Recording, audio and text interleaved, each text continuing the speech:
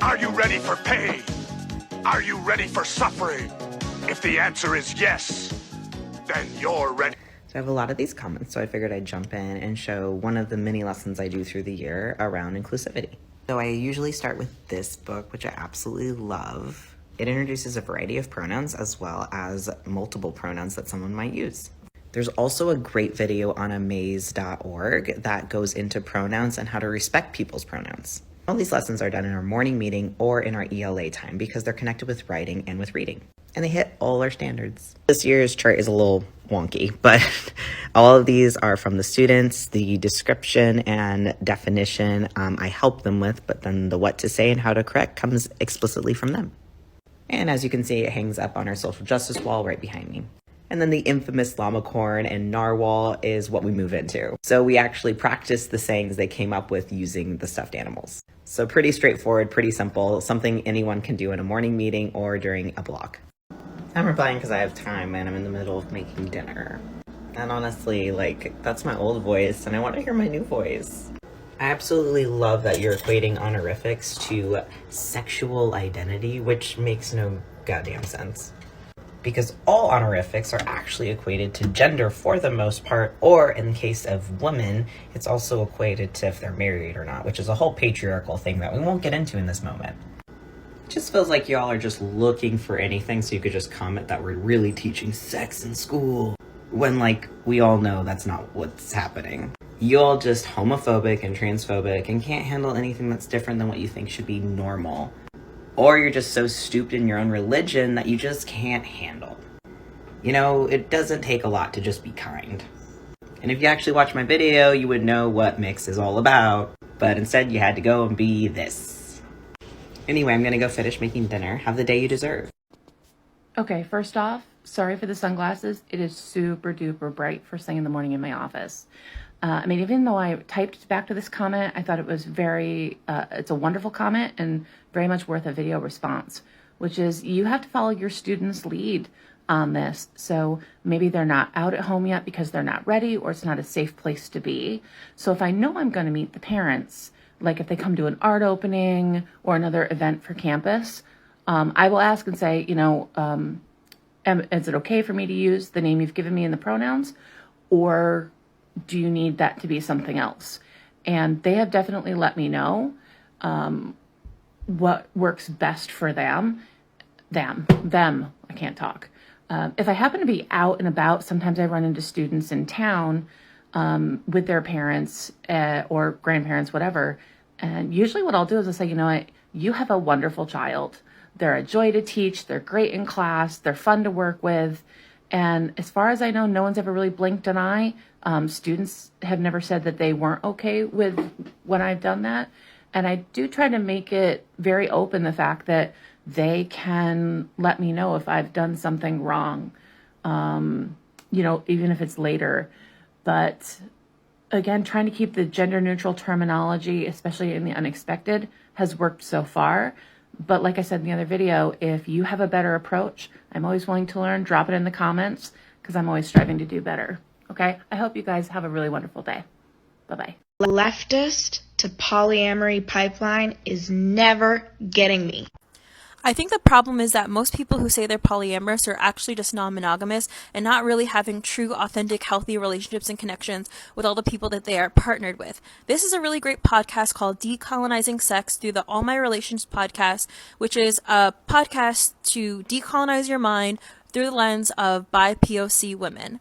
The nuclear family and monogamous marriage was created through white supremacy and colonization. And it was created to keep us divided, isolated, and not living in community. So if this makes you feel uncomfy, but you think there has to be something better out there, this podcast takes a really great critical look, and it's a really great listen. I highly recommend. So you guys probably know by now that I'm a college art professor, and that brings with it so many joys, especially having unique students, and especially students in the queer community. And probably one of my proudest teaching moments was, 6-7 years ago, when one of my trans students came up with another trans student and said, "It's okay, you can trust her, she's an ally." Well, little did I know then that I'm also queer. Well, I guess I knew, but that's for another TikTok.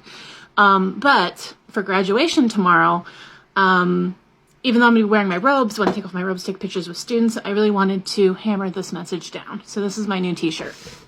So I will always protect my trans students with everything I have. I love you guys.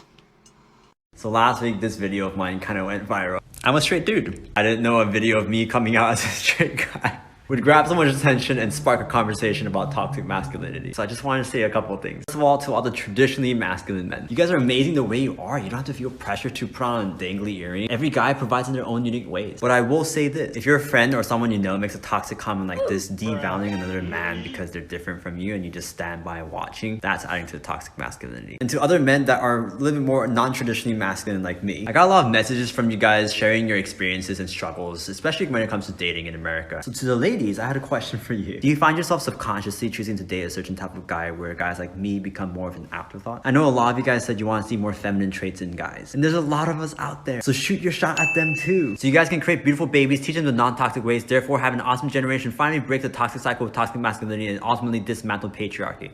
Too much attitude when men are speaking, don't intrude, no. You must ask permission, now get back in the kitchen. Why is every man I meet obsessed with masculinity? Is making me feel lesser than what it means to be a man.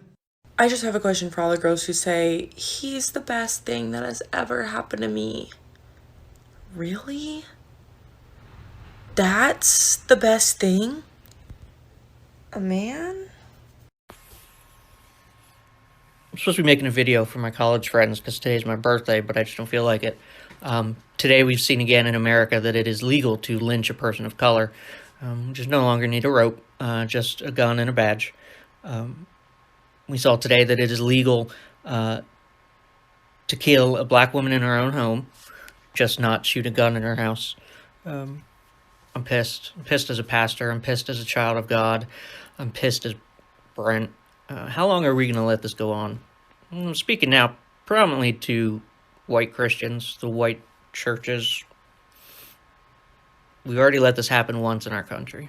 It's happening again. It never really stopped. But it's time that we stand up and say no more. Yes, I understand why people riot. You tell me my son is not worthy of life because of the color of his skin, and I'm going to burn some buildings down too. I have a question for all of you that are in my comment section talking about how racism isn't real and we're all the same and we're already equal and we're just creating a divide and we shouldn't see color. If you woke up and you were a person of color tomorrow, would you be okay with that? Would you be okay with that? Because I'm going to guess the answer is no. Because you already know that we are not treated the same. You already know that your life would be harder. So tell me, would you be okay with that? It is one of the biggest lies that men are told in today's day and age. Men, since childhood, have been taught that men and women think exactly the same. This is fundamentally a lie. Okay, I'm sure I don't need to tell you all this, but anytime somebody comes out of the gate with extremely vague, broad, untestable sentences like men and women think differently, you could probably forget everything that they're about to say moving forward. But let's just entertain his little hypothesis. Men process the world through logic first and then through emotion. Women process the world through emotion first and then backwards rationalize that emotion with logic. That's two totally different ways of viewing and interpreting the world around us. All right, let me start by saying there are absolutely zero neurobiological studies that show that men's processing starts in the logical side of the brain, whereas women's processing starts in the emotional side of the brain. That said, there do seem to be some differences in terms of the ways in which men and women process various comprehension stimuli. I actually list several different ways in which men and women process information differently in this video right here, and it didn't go so well for the men. But just to pile onto that, let's take a look at some other studies. One 2006 study took a look at a bunch of different age groups between men and women and found that women are just straight up better at processing speed than are men. And ironically, the men were at their worst processing speed during adolescence, which is the life stage in which testosterone is at an all-time high. Wonder if there's a connection there. That same study showed that men are worse than women at speeding and writing fluency. Although men did score higher on their estimates of comprehensive knowledge, So it may just be that men think that they're smarter than they really are. Oh, there's also this really interesting thing called selectivity hypothesis. It basically suggests that men are a little bit more selective in terms of the information that they take in as opposed to women. And time again, this hypothesis has been shown to be relatively accurate. Men tend to use heuristic processing in which they ignore subtle details of a message. And in a study that presented men with both objective and subjective claims, men rated the subjective claims as highly favorable and did not favor the objective claims at all. Which might help explain why women are traditionally better at interpreting and making sense of emotions, whereas men tend to view messages as being more threatening or harmful to them, and as such act more aggressively and violently toward those messages. How's that for logical thinking? You getting emotional yet?